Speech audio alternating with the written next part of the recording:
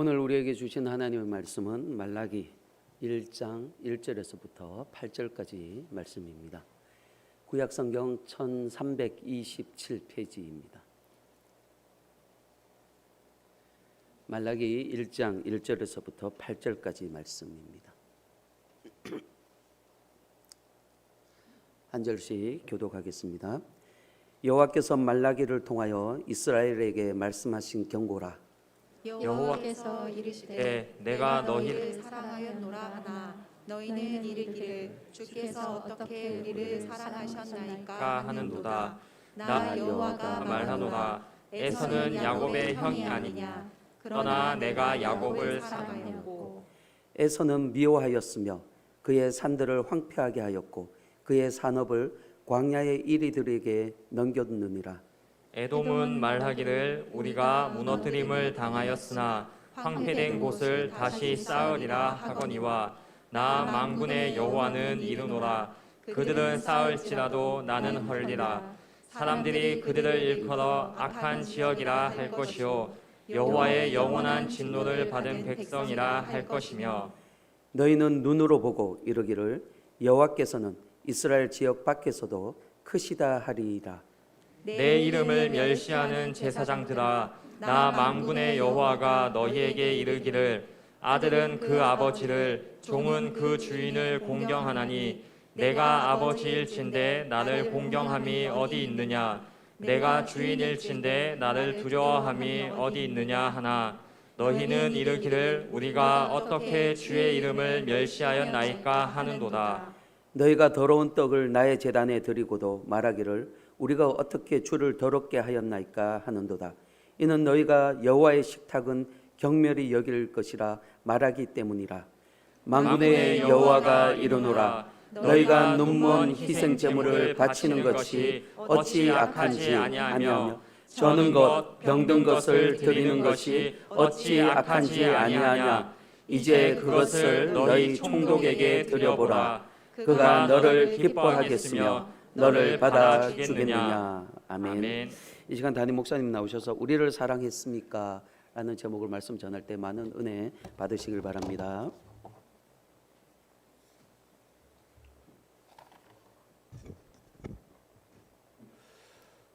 우리 연재교회 성도님 반갑습니다. 지금 이 사회에는 한국에 한 4천여 명의 감염자, 3천 명, 4천 명이 올라가고 있는데 우려했던 것들이 나타나고 있는 것 같아요. 오미크론이라는 이 또 변이가 또 지금 올라와가지고 유럽에 아시아까지 언제 퍼질지 모르는 두려움 속에 있는 것 같아요.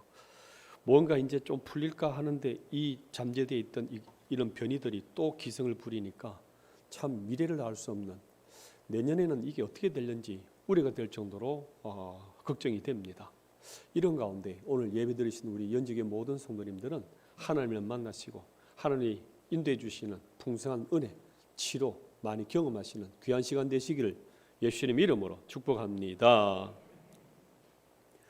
예수님 오시기 전 BC 460년경에 이스라엘 이 나라는 바벨론, 페르시아에서 해방되어서 포로 귀환을 했습니다. 해방 맞은 거죠? 느헤미야 주도적으로 성전까지 지어서 이제는 잘 살게 되었는데 오히려 이 삶이 더 초라한 거예요. 본국에 돌아가면 특별한 일들이 막 벌어질 줄 알았는데 그게 안 되는 거예요. 성전까지 짓고 하나님께 나가게 되면 부귀영화가 올 줄 알았는데 성전 지은 지 50년이 지났음에도 불구하고 여전히 모습이 초라한 거예요. 바벨론 제국에서 그 화려한 문명들을 맛봤습니다. 페르시아의 그 현란한 문화들을 다 맛보고 지금 그 페르시아는 지금 이란국이죠. 이란. 그 발달한 문명이 이제 이스라엘 이 본국에도 펼쳐지고 잘 살 줄 알았습니다. 그런데 변화가 없는 거예요. 오히려 하나님 믿지 아니하는 페르시아가 더 잘 살고 있고 하나님을 믿는다는 우리는 더 쪼그라진 모습으로 살아가고 있는 거예요. 그래서 괜히 해방 맞았나? 괜히 돌아왔나? 그 잘 사는 나라에 있을 걸 후회가 생기는 것입니다. 지금 새 시대가 열려지고 있습니다. 제국이 벌어지고 있습니다. 세계화가 펼쳐지고 있는데 이 언약의 말씀에 따라 메시아도 오셔야 되는데 메시아 예수님은 안 오고 계십니다. 악한 자들은 번성하고 있는데 우리 모습은 더 황폐해지고 더 초라해지고 있는 겁니다. 물가는 폭등하고요, 굶주림까지 겹쳐가지고 부귀영화는커녕 이 생존 자체가 위협을 받는 궁핍한 이 싸움이 펼쳐지고 있는 거예요. 그러니까 보십시오. 해방을 맞았습니다. 성전 지었습니다. 그런데 이게 아닌 거예요. 특별한 게 안 일어나니까 감사가 사라지고 불평, 원망이 사라집니다. 있다는 소리가 뭐예요? 하나님, 어떻게 우리 사랑했습니까? 이게 하나님 우리 사랑하는 겁니까? 이렇게 원망을 보입니다. 2절 말씀 보십시오. 같이 읽습니다. 시작. 여호와께서 이르시되 내가 너희를 사랑하나 너희는 이르기를 주께서 어떻게 우리를 사랑하셨나이까 하나이다. 하나님이 우리를 사랑하신다는 게 요 모양 요 꼴입니까? 항변을 하고 의심을 하고 있는 것입니다. 왜요? 우리가 아무리 감사하고 사랑을 느끼려고 해도 고난 중에 있으면 이게 어려운 거예요. 내가 지금 사업이 이렇게 쪼들리고 있는데 이게 무슨 사랑을 받는 겁니까? 내가 질병 중에 처해 있는데 취업이 안 되는데 이 고난이 계속 길어지고 있는데 이게 무슨 사랑을 받는 겁니까? 이렇게 되는 거예요. 사람은 언제 타락하냐 그러면요, 사랑을 못 받을 때 타락해요. 이 사랑을 못 받으니까 이 마음이 허전하기 때문에 이것을 딴 데로 푸는 거예요. 게임으로 풀기도 하고요, 딴 남자를 만나기도 하고요, 또 사치로 나가기도 하고요. 이런 좋지 못한 것으로 계속 나가는 이유가 이 사랑을 못 느끼고 사랑이 채워지지 않으니까 그런 거예요. 그러니까 자포자기 해버리는 거예요. 불법을 행해버리는 거예요. 범죄해버리는 거예요. 자기 마음대로 가게 되는 거예요. 그래서 하나님을 떠나게 되면 이 사랑하는 마음이 미움으로 변하게 되어지고요, 빛에서 어둠 생활의 속으로 들어가 버리는 거예요. 이 사랑 결핍이 생기니까 이걸 채우려고 딴짓을 자꾸 하게 되어지는 거예요. 그때 하나님께서 말씀하십니다. 너를 사랑한다. 2절 중반에 보십시오. 나 여호와가 말하노니 에서는 야곱의 형이 아니냐. 그러나 내가 야곱을 사랑하였고 에서는 미워하였으며 그들의 산들을 황폐하게 하였고 그의 산업을 광야에 이르뜨게 넘겨서 다 망하겠지 않느냐. 하나님은 지금도 너희들을 사랑하고 있다고 말씀하고 있습니다. 그것이 바로 뭐냐 그러면은 선택의 사랑입니다. 야곱을 하나님이 선택하셔서 구원 주시고 보호하시고 지키시고 계시고 그 쌍둥이 형제 에서는 내가 가만히 두었다. 그랬더니만 저렇게 자기 혼자 살아가다가 결국 침입당하고 바벨론 제국에 망해서 그 나라가 사라졌지 않느냐. 내가 너희들을 사랑하고 선택해서 지금도 보호하고 있다 하면서는 야곱과 에서를 대조시키고 있는 거예요. 이것은 에서를 미워했다는 이 말씀은 내가 더 사랑하고 덜 사랑했다는 차이를 나타내는 것이고, 가만히 두고 보고 있는 육이라는 것으로 하나님이 지켜보고 있다, 이걸 의미하고 있는 것입니다. 사랑이라는 것은 모든 사람에게 똑같이 적용하기는 어렵습니다. 특별한 선택자, 특별한 소유에게만 임하는 것입니다. 그래서 이 선택한 자녀에게 하나님이 특별히 사랑하시고 지키시고 보호한다는 것을 너희들이 알아라. 너가 지금 고난 중에 있어서, 질병 중에 있어서, 어려움 중에 있어서 그 사랑이 느껴지지 않느냐? 내가 너희를 사랑하고 있다. 이 사랑을 확인하고 느낄 때 삶에 생기가 있고 활기가 돋는다, 이걸 말하고 있는 것입니다. 지금도 하나님께서는요, 내 형편이 이 모양 이 꼴 같고 드러낼 정도로 초라해 보이지만은 하나님은 정말로 여러분을 사랑하고 있음을 믿으시기를 바랍니다. 그래서 하나님이 예정을 두는 거예요. 지나온 과거를 봐라. 에서의 민족은 다 사라지고 너희는 살아있지 않느냐. 에서는 망했지만 너희는 포로 중에 살아 돌아온 것, 성령 거축하면서까지 지금 하나님 앞에 있는 것, 이것 자체가 내가 너희를 사랑하는 표현이다. 이 백성들은 사랑하신다면 어떤 물량주의가 많이 올 줄 아는 거예요. 그런데 보십시오. 번성한 어떤 물량이 많이 오는 것이 사랑의 전부일까요? 그게 아니라는 것은 이 백성들이 인식에 오류가 있었던 거예요. 사랑에 따른 어떤 세속적인 번성이 오실 수도 있고 주실 수도 있고 안 주실 수도 있는 거예요. 그런데 어떤 물량주의가 많이 와야 사랑받는다, 사랑한다 이렇게 인식에 대한 오류가 있었던 거예요. 그래서 하나님께서 그렇게 너희들이 느끼기를 원하느냐? 그래서 야곱을 보고 에서를 봐라. 이 야곱을 내가 선택했고 사랑하고 지키고 지금까지 생존해 나가면서 잘 살아가고 있지 않느냐? 그러나 저 에서들은 내가 가만히 두고 있으니까 결국은 패망했고 결국은 다 망해 사라지지 않느냐? 그걸 보면 모르겠냐? 이런 차이입니다. 이걸 이렇게 비유할 수 있어요. 너희들이 사랑받는다는 것을 못 느끼겠느냐? 그러면 북한, 남한을 봐라. 밤에 인공위성에서 촬영을 딱 하게 되어지게 되면 북한은요 캄캄해요. 전기를 가동할 능력도 재정도 없어요. 기술도. 기차가 달리는데 창문이 없어가지고 비닐종이를 붙여가지고 그 기차를 타고 다니는. 근데 너희들은 어떠냐? 풍족하고 넘쳐가지고 살쪄서 다이어트를 해야 될 정도로 너는 풍족히 있지 않느냐? 그거 하나만 봐도 내가 너희를 사랑하고 있다는 것을 너희들이 알아라. 이렇게 말씀하고 있는 거예요. 일본 지식인들이 한국 옆에서 보고 있잖아요. 이런 말을 한다고 해요. 한국은 곧 무너질 것 같은데 용케 그 난간을 피해서 살아난다는 거예요. 이게 희한한 민족이라는 거예요. 일제강점기 때 그렇게 몰살시키고 죽이려 했는데도 살아나요. 6.25 전쟁이 터져가지고 폐허가 되었어요. 그런데 살아나요. 이 대한민국이라는 이 나라는. 군사 쿠데타가 일어나가지고 나라가 힘들어 줄 줄 알았습니다. IMF가 터져가지고 이 나라 죽는 줄 알았습니다. 그런데 살아나는 거예요. 이게 희한한 거예요. 이게. 하나님이 우리 민족을 우리를 사랑해서 이런 줄 믿으시기를 바랍니다. 사랑의 표시로서 하나님이 풍족한 선물들을 풍족한 물량주의를 주실 수도 있고 안 주실 수도 있는데 내가 그것을 많이 주든 적게 주든 내가 지금 너희를 향하여 여전히 사랑하고 있다는 것을 너희들이 알아라. 이렇게 말씀하고 있는. 그래서 진짜 창조주 전능자로부터 사랑받는 존재가 저와 여러분임을 믿으시기를 바랍니다. 두 번째는요. 너희들이 왜 이렇게 황폐하게 되어져 있고 이렇게 너 심령이 왜 이렇게 핍절해 있느냐? 그것은 예배를 안 드리기 때문이라는 거예요. 예? 예배 드리고 있잖아요. 아니다.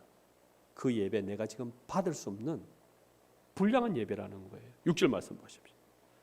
내 이름을 멸시하는 제사장들아 나 만군의 여호와가 내게 이르기를 아들은 그 아버지를 종은 그 주인을 공경하나니 내가 아버지일진데 나를 공경함이 어디 있느냐?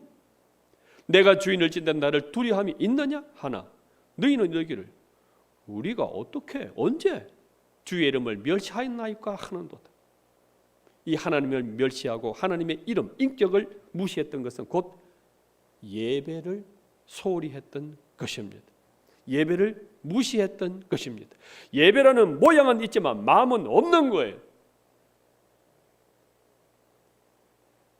예배의 틀은 가지고 있는데 사랑은 빠져 있는 거예요. 두려워서 뭔가가 우려가 돼가지고 예배는 드리고자 하는데 그 마음속에 진정성은 없는 거예요. 그걸 구체적으로 말씀합니다. 8절 9절 만군의 여호와가 이르노라 너희는 눈먼 희생 제물을 바치는 것이 어찌 악하지 아니하며 저는 것 병든 것을 드리는 것이 어찌 악하지 아니하냐? 이제 그것을 너희 총독 느헤미야 같은 이런 총독에게 드려봐라. 그가 너를 기뻐하겠으며 너를 받아주겠느냐 말씀하고 있습니다. 제물을 드리는데 백성들이 양을 가져오잖아요. 그럼 이 제사장들이 튼튼하고 토실하고 좋은 양은 싹 빼돌려요. 그리고 키우고 있던 병든 거, 저는 거, 찌끄러기 이런 걸 대신 제물 올리는 거예요. 왜요? 어차피 불태워 죽이는 번제, 화재로 다 죽여버릴 건데 뭐 나쁜 것들이나 좋은 것들이나 차이 있습니까? 어차피 다 폐기 처리하는 것인데 이래 되는 거예요. 우리의 진정한 사랑은요, 우리의 진정한 공경은 이 예배로 표현되어지고 예물로 표현되어지는데 거기에는 사랑도 없고 공경도 없고 아무 존경도 없는 거예요. 그래서 이 제사장들이 하는 일이 뭐냐 그러면은 하나님 사랑 때문에, 하나님의 공경 때문에 제물 드리고 제사하는 것이 아니라 돈 때문에, 제물 때문에, 양 때문에, 이것 때문에 일하고 있는 거예요. 오히려 예배를 귀찮게 여길 정도입니다. 비웃습니다. 코숨칩니다. 13절 보십시오. 만군의 여호와가 이르노라 너희가 또 말하기를 이 일이 얼마나 번거로운 거, 번거롭다는 거예요. 귀찮다는 거예요. 코숨치고 비웃는 거예요. 훔친 물건과 저런 것 병든 것을 가져왔느니라. 백성들까지 그렇게 되는 거예요. 너희가 이같이 봉은 물을 가져오니 내가 그것을 너희 손에서 받겠느냐? 하나님께서는 역겹다는 것입니다. 여러분, 예배를 보는 거예요? 예배를 드리는 거예요? 세상 불신자들은 예배 본다 그래요. TV, 뉴스에 보게 되면 예배를 본다 그래요. 근데 우리는 예배를 드리는 거예요. 옛날에 유교 집안에, 불교 집안에 태어나신 분들은 집에서 제사, 조상 제사 아마 많이 지냈을지 모르겠는데 제사 지낼 때 우리 부모님들은 뭐라 얘기하던가요? 제사 본다 그래요. 뭐라 그래요? 불신자들도요, 죽어 있는 그 잡신, 우상 숭배하면서 이 제사를 갖다가 본다 안 그래요? 드린다보다 더 높은 말을 쓰잖아요. 뭐라고 썼었어요? 제사 모시작을 합니다. 불신자들도요, 어떤 보이지 아니하는 어떤 영적 이 실체를 향하여 모시작을 했어요. 그런데 우리는 예배 본다? 예배 봐야지. 그렇게 진정한 사랑과 존경과 공경을 담지 않고 있는 형식적인 예배를 드린 그것 때문에 우리가 황폐해졌다 이렇게 말씀하고 있는 것입니다. 이 제사장과 백성들은요, 이미 바벨론 제국을 경험했습니다. 페르시아 제국처럼 발전하고 세계화 문명을 누리려 그러면은 이 나라 갖고는 안 된다는. 그 바벨론 제국 봐라, 얼마나 화려하고 그 문명이 발달되었었냐, 그걸 보고 왔잖아요. 그러니까 이 세계화로 나아가려 그러면은, 세계적인 문명과 문화를 누리려 그러면은 이 여호와 종교 갖고는 안 된다는 거예요. 이 이스라엘 땅에 조그마한 이 나라의 이 여호와 신, 이 여호와 하나님, 이 신앙 갖고는 안 되겠다. 하나님을 무시하게 된 거예요. 이때까지 우리는 너무 좁게 살았다. 깝깝한, 답답한 이 여호와 신앙에 갇혀 있었다. 여호와 하나님은 무능하다. 그러니까 바벨론에 잡혀가고 페르시아에게 밑에 들어가서 속국으로 살았지 않느냐 이렇게 생각하고 있는 거예요. 오히려 이들이 우상 숭배했기 때문에 잡혀간 것인데, 하나님을 무시하고 예배를 경시하고 정말 자기 힘으로, 내 우상의 힘으로 살아가려는 그것 때문에 사실 포로된 건데, 오히려 이들은 바벨론 신보다, 페르시아 신보다, 이란국의 신보다 우리 하나님의 힘이 없다, 이렇게 신앙의 오류가 있었던 것입니다. 그래서 예배를 위한 형식적인 예배를 드리고 기도도 억지로 하고 헌금은 마지 못해서 하는 이런 상황으로 지금 벌어지고 있는 이것 때문에 하나님이 은혜와 역사를 하실 수가 없었다는 것입니다. 예수님이 베드로에게 찾아가셔서 뭐라고 말씀하십니까? 고향 땅에 돌아가서 실망과 좌절 속에서 물고기 잡고 있은 베드로를 향하여 뭐라고 말씀하십니까? 베드로에게 딱 원한 것은 한 가지밖에 없어요. 내가 너에게 재물이나 봉사나 능력이나 헌신은 아니야. 너가 내 앞에 딱 확인하고 다가올 것은 바요나 시몬, 네가 나를 사랑하느냐입니다. 이 사랑 관계 속에서 예배드리고 사랑의 마음을 가지고 하나님 제사하고 이 사랑의 마음, 이 진정의 사랑의 마음을 가지고 하나님께 나오기를 원하는데 좋은 양들은 빼돌리고 저는 것, 눈먼 것, 털 빠진 것 이런 것만 제사 올리는 돈 때문에 일하고 재물 때문에 일하는 이러한 제사장들, 백성들이 되어버렸다는 것입니다. 그래서 스펄전 목사님 이렇게 말씀하셨어요. 목회자가 되려는 사람 있느냐? 돈의 유혹을 이기지 못한다면 목회자가 되지 마라. 이 하나님 사랑과 하나님의 공경보다 재물, 물량주의 이게 더 커지니까 예배가 안 되었다는 것입니다. 예배가 무엇입니까? 이 예배라는 것은 하나님을 창조주로 인정하는 것이고 선포하는 것입니다. 모든 자들이 다 일하고 바쁘고 돈벌이 할 때 우리들은 딱 정장 갖추어서 최고의 옷을 입고 와서 예배 딱 드리니까 저 사람들 뭐 하는 거야? 예배하는 거야? 예배가 뭐야? 창조주 하나님을 찬양하고 높여드리고 영광 올려드리는 거래. 그게 누군데? 여호와 창조주 하나님. 그분이 우리의 창조주시고 은혜 주시고 보호하시는 우리의 아버지셔. 이걸 갖다가 알리고 선포하고 만방에 퍼뜨리는 것이 예배입니다. 그런데 이 예배를 안 드리니까 하나님이 역사하실 수가 없는 거예요. 또 예배가 무엇입니까? 곧 어린 양의 제물이 죽어지는 것처럼 예수 그리스도를 기리고 예수 그리스도를 기억하고 예수 그리스도를 높여드리는 것이 예배입니다. 11절 말씀 보십시오. 만군의 여호와가 이르노라. 해 뜨는 곳에서부터 해 지는 곳까지의 이방 민족 중에서 내 이름이 크게 될 것이라. 각 처에서 내 이름을 위하여 분향하며 깨끗한 제물을 드리리니. 하나님이 가난해서 이 예물 드리라 그러나요? 하나님이 거지라서 헌금하라 그러나요? 창조주 하나님이 뭐가 가난해서 이렇게 예물 드리고 하라 그러나요? 하나님은 부유하시고 창조하셨던 전능자이신데 뭐가 부족하겠습니까? 그런데 왜 깨끗한 예물을 드리라 그럽니까? 이 죄 없는 예물, 깨끗한 예물은 곧 이렇게 양들이 죽어져서 우리 죄를 씻어주는 것처럼 죄 없으신 하나님의 아들 예수님이 오셔서 죽어주실 것을 미리 예표하는 것이 제사입니다. 그래서 이 제사라는 것이 중요하다는 거예요.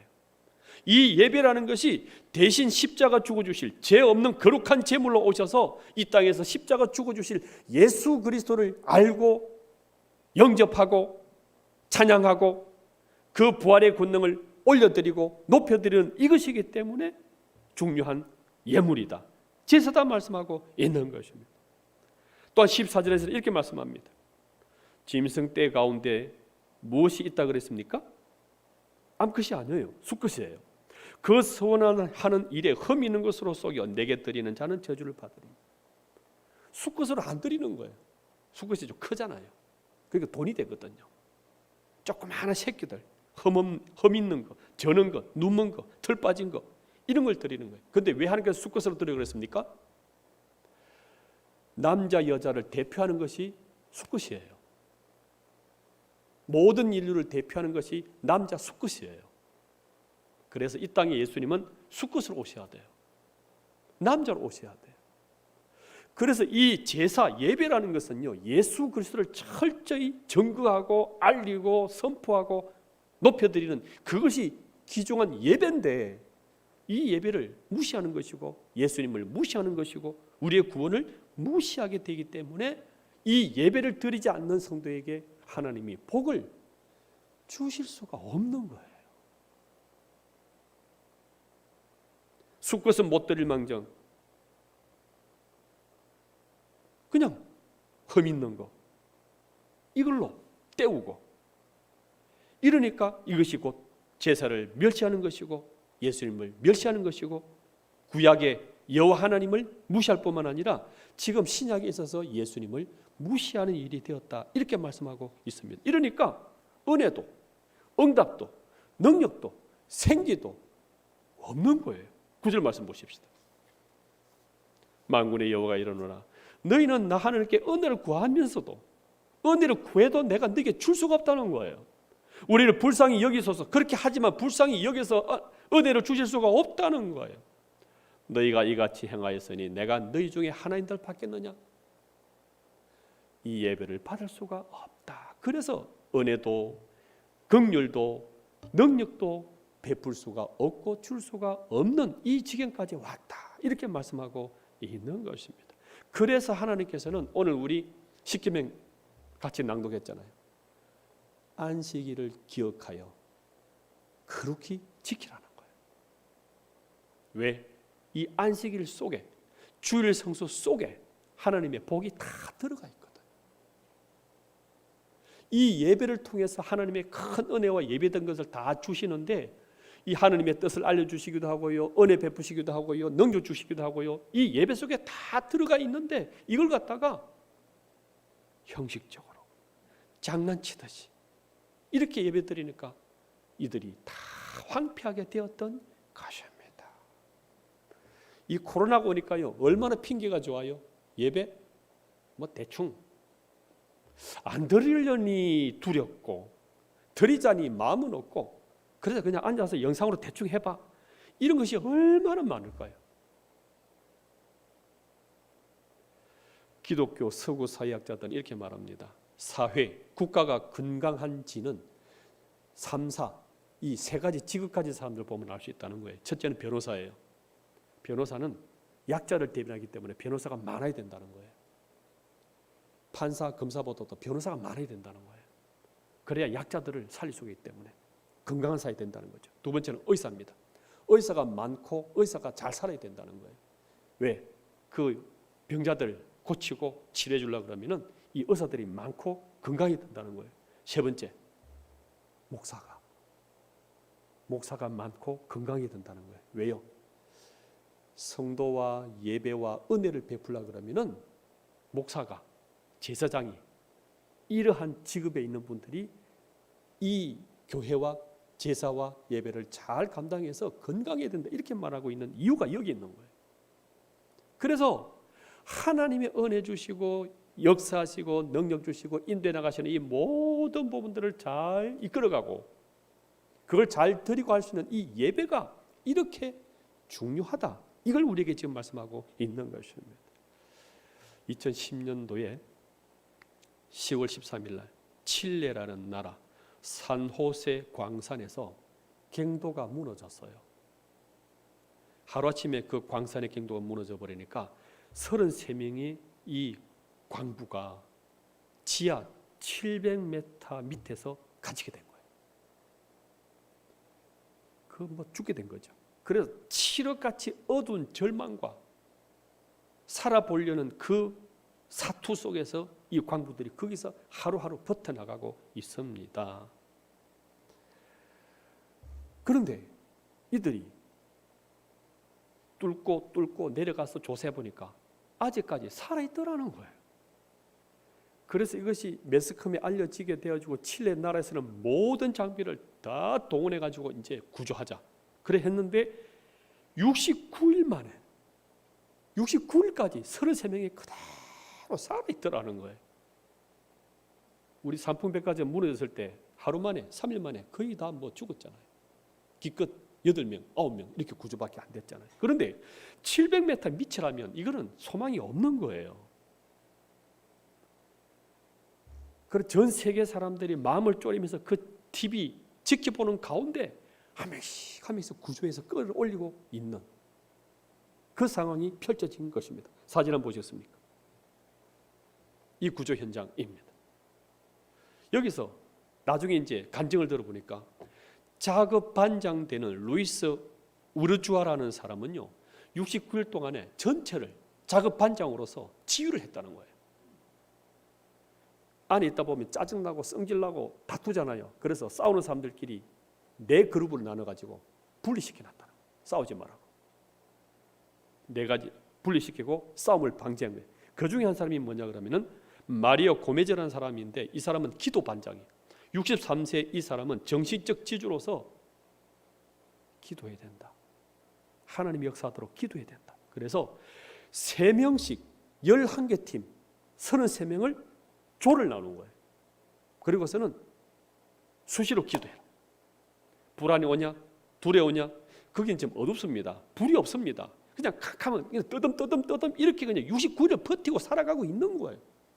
그래서 이름을 불러갖고 누구누구 불러가지고 3사람씩 짝을 지어서 기도해라. 하나님이 구제해 주실 것이다. 힘드냐? 못 먹었냐? 물이 없느냐? 하나님이 구제해 주실 것이다. 그래서 기도하는 가운데 이들이 진짜 이겨낸 거예요.